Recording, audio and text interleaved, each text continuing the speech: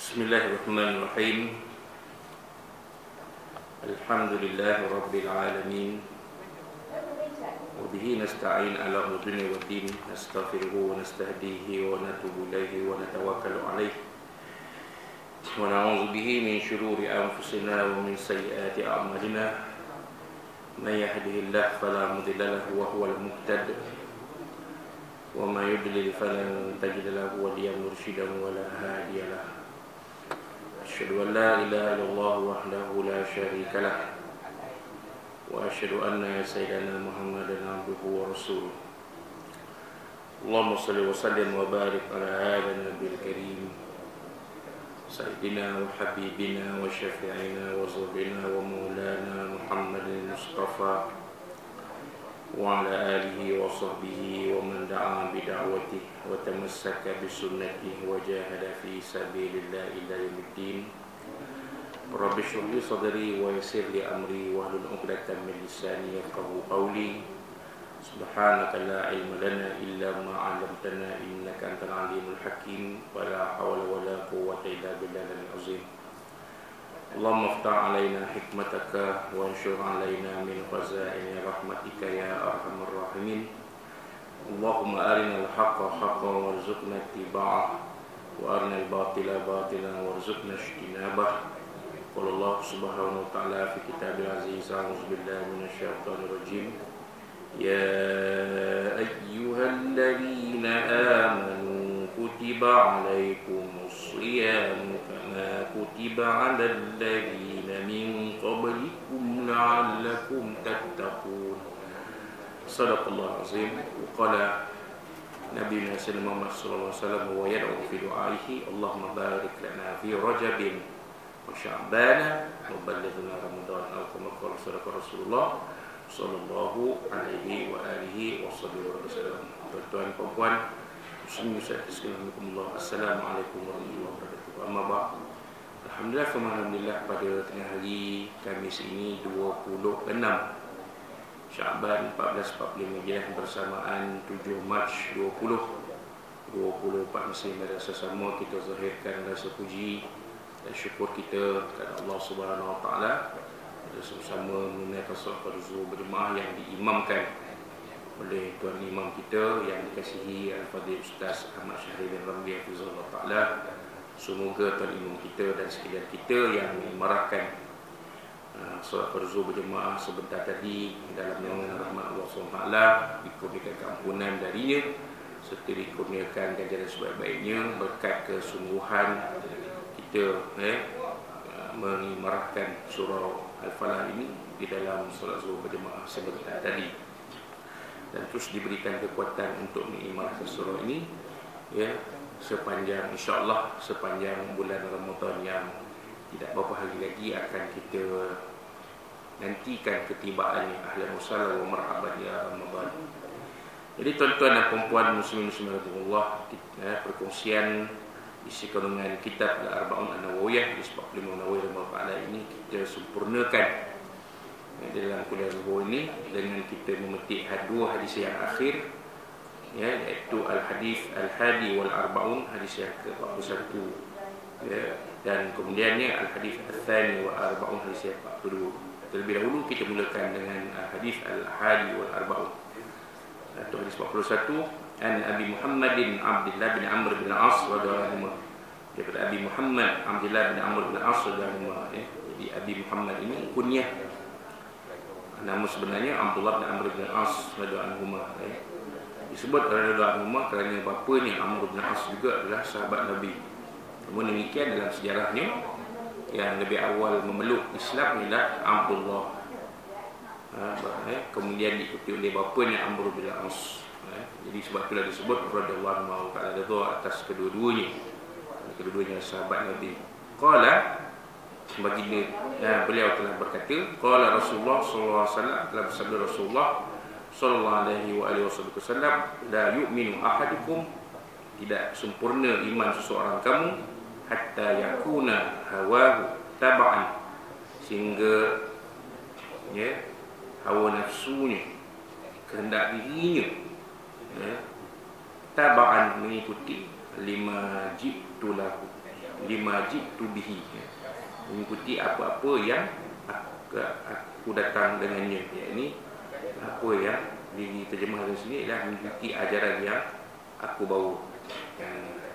Tidak sempurna iman seorang daripada kamu sehingga kehendak dirinya mengikuti ajaran yang aku bawa.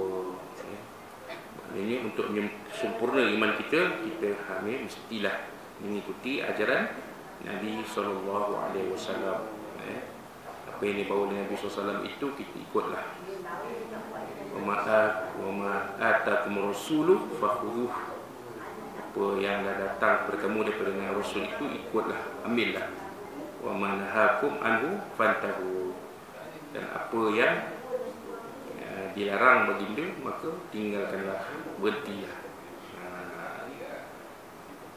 Jadi apa yang Rasul tidak suruh dan tidak larang, balik pada hukum asal, al-aslu fil asya' al-ibahah. Asal suatu perkara itu harus hukum dia. Nabi tak suruh, Nabi tak pernah suruh selawat lepas sembahyang jemaah. Nabi tak pernah suruh, tak ada pun dalam hadis yang tak ada. Sallu alayya ba'da solat, tak ada. Dalam hadis tak ada. Tetapi tidak ada pula larangan Nabi. La tusalli alayya ba'da solat, tak ada pula. Jangan aku selawat ke atas aku selepas sembahyang. Tak ada pula larangan Nabi di situ. Maka benda tu harus, perbuatan selawat lepas sembahyang berjemaah pas salam tu hukum dia harus. Tapi ada pahala tang mana? Tang selawat tu, bukan tang perbuatan selawat lepas sembahyang tu.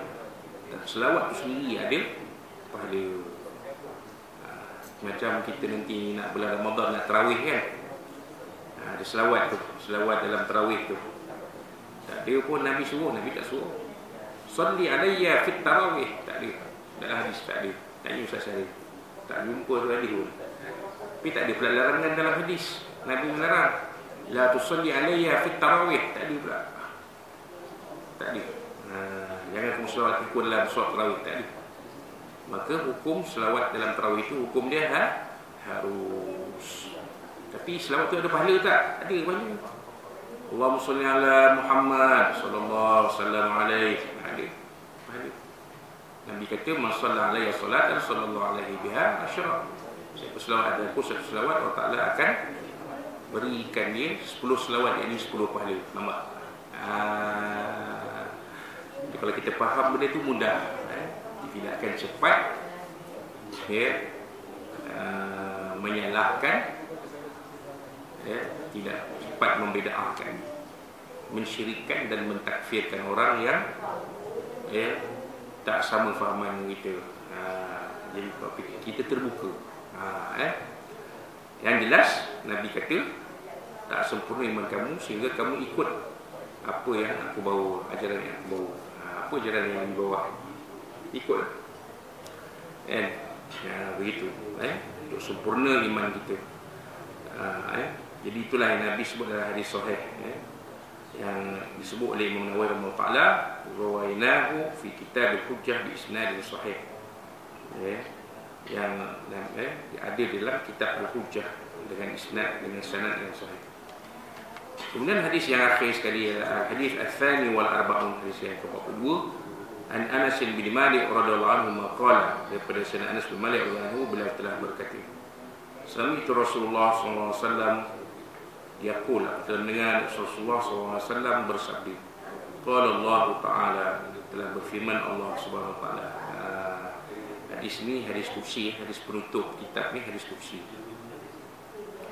Kenapa hadis kursi? Sebab ada disebut oleh perawi bahawa Nabi berkata yang diambil olehnya, qala Allah taala, Allah SWT telah berfirman. Jadi hadis kursi ni, kalau mengikut pandangan ulama-ulama hadis, banyak Nabi perolehi wahyu yang dikatakan hadis kursi ni melalui mimpi, bukan melalui penteraan Jibril. Yang banyak dari Jibril itu banyak, yang hampir keseluruhannya adalah Al-Quran. Al-Quran memang dalam takrifannya pun biwasitati Jibril alaihissalam. Al-Quran ini disampaikan kepada Nabi SAW melalui Jibril alaihissalam. Jibril yang menyampaikan Al-Quran kepada Nabi. Tapi bila disebut mimpi, Nabi mimpi, wahyu itu datang kepada Nabi melalui mimpi. Yang itu yang jadi hadis qudsi. Jadi Nabi menyebut telah berfirman Allah SWT. Jadi qudsi ini dia sama seperti Al-Quran, wahyu, tetapi beza dengan Al-Quran, ia bukan mukjizat. Ia bukan mukjizat. Malah ulama hadis menapis apa yang dikata di kursi ini sama dia ini benar betul-betul daripada Nabi SAW ataupun mungkin sebaliknya, dengan syarat-syarat yang tertentu. Kalau Al-Quran itu tidak ada syak dan ragu, la raiba fihi, tak ada syak dan ragu. Al-Quran dia mutawatirah. Tapi kalau hadis kursi masih dikaji, dinilai, ditapis dan disahkan oleh ulama-ulama hadis berdasarkan syarat-syarat yang mereka susun. Dan syarat itu pun datang daripada ulama-ulama yang menjadi tuan guru mereka, bermula dari peringkat sahabat sampai pada tabi'in, tabi'in, sampai kepada peringkat ulama hadis. Baik. Seterusnya apa yang difirmankan oleh Allah SWT, ya bani Adam, wahai sekalian anak Adam, innaka ma da'autani wa rajautani ghafartu laka ala ma kana minka wala ubali. Sesungguhnya selagi kamu berdoa kepadaku dan berharap kepadaku, maka aku akan ampuni dosa kamu, maka aku akan ampuni kamu dan aku tidak peduli yang berapa banyak dan besarnya dosa itu. Jadi Quran, Allah Ta'ala beritahu selagi kita berdoa dan berharap kepadanya, banyak mana dosa kita pun Allah Ta'ala akan ampuni. Jadi menepati, mencerahkan lagi apa yang disebut oleh Allah SWT dalam Al-Quran, la taihasu min rauhillah, jangan kamu berputus asa dengan rahmat Allah SWT. Ia sebagai motivasi, walau besar mana dosa, contohnya dia ni seorang peminum arak, penzina, tapi dia insaf dan sedar, dia nak balik kepada fitrah, nak balik kepada menjadi seorang Muslim yang baik. Allah terima tak taubat dia? Terima. Cuma pandangan masyarakat lah. Masyarakat kalau tahu dia tu siapa, masyarakat akan menguji. Sudahlah, kalau dah penagih tu penagih juga, mana dia jadi orang baik. Ini masalah masyarakat kita. Masyarakat kita terlalu cepat menghukum. Sepatutnya beri peluang. Kalau dia betul-betul nak berubah, dia beri peluang. Beri peluang pada dia berubah. Mudah-mudahan Allah Ta'ala permudahkan jalan dia untuk berubah. Sebab Allah Ta'ala ada beritahu dalam hadis kursi ni, bersama dosa kamu pun, kalau kamu berdoa dan berharap kepada aku akan ampunkan. Gitu. Baik, apa lagi Allah Ta'ala pesan? Ya bani Adam, wahai sekalian anak Adam, law balagtu dunubuka ananas sama'i sumastaghfartani ghafartu laka. Wahai anak Adam, seandainya dosa kamu hampir memenuhi ruang antara bumi dan langit, lalu kamu minta keampunan pun, saya akan aku ampuni semuanya. Seandainya dosa kita ni terlalu banyak, seumpama diumpamakan oleh Allah SWT seolah-olah dosa kita memenuhi ruangan langit dan bumi, kemudian kita mohon ampun kepada Allah Ta'ala, saya Allah Ta'ala akan ampunkan semua. Kerana pintu keampunan itu Allah Ta'ala buka seluas-luasnya. Allah Ta'ala tidak ampunkan dosa syirik, dosa lain semua ampunkan. Akak buka aurat, akak mengumpat, akak ini, akak itu, macam-macam lah. Dosa yang dikatakan dosa lah. Banyak dosa tak puasa bulan Ramadan. Dulu-dulu lah masa nak dulu tak puasa. Yang tak boleh puasa, tak boleh puasa. Yang tak puasa, yang boleh puasa pun tak puasa lah. Contoh, berbuka ke main, sanggup bayar 100, 200 buffet. Tapi bila puasa dia macam-macam alasan dia cari. Ada orang boleh nak puasa, boleh nak masuk Ramadan kena gastrik. Ketiba sikit perut. Apa hal? Gastrik. Sebelah bulan tak ada pula gastrik. Masuk Ramadan tak ada gastrik pula. Cari alasan tak nak puasa. Tapi bila dah tua ni, baru teringat dosa. Macam mana Ustaz nak ganti ni Ustaz? 30 tahun dulu punya puasa, satu hari 30 cupak, RM60 kali dengan 30, 1,800. Macam mana Ustaz? Nak selesai kan? Saya kata bayarlah, takat mana mampu. Selebihnya minta ampun kepada Allah. Sebab pintu keampunan itu terbuka luas.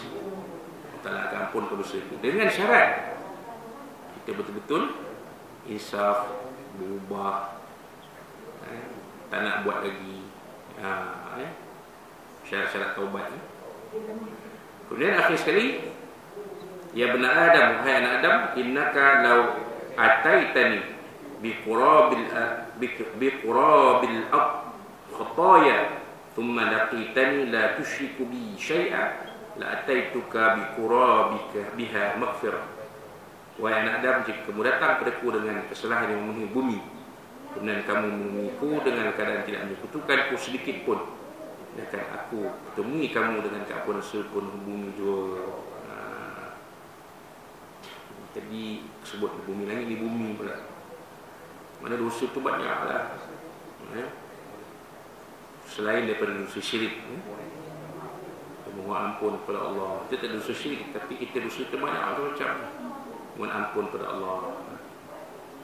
Maka apa Allah Ta'ala sebut, Allah Ta'ala akan temuimu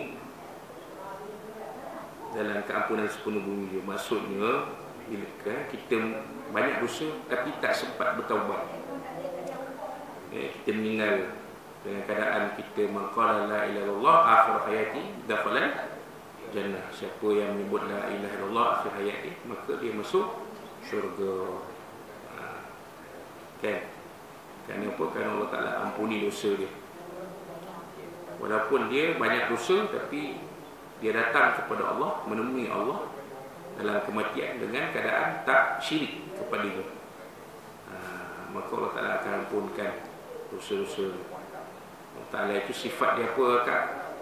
Tuan-tuan, puan-puan, kakak sekalian, abang sekalian. Sifat dia Maha Pengampun,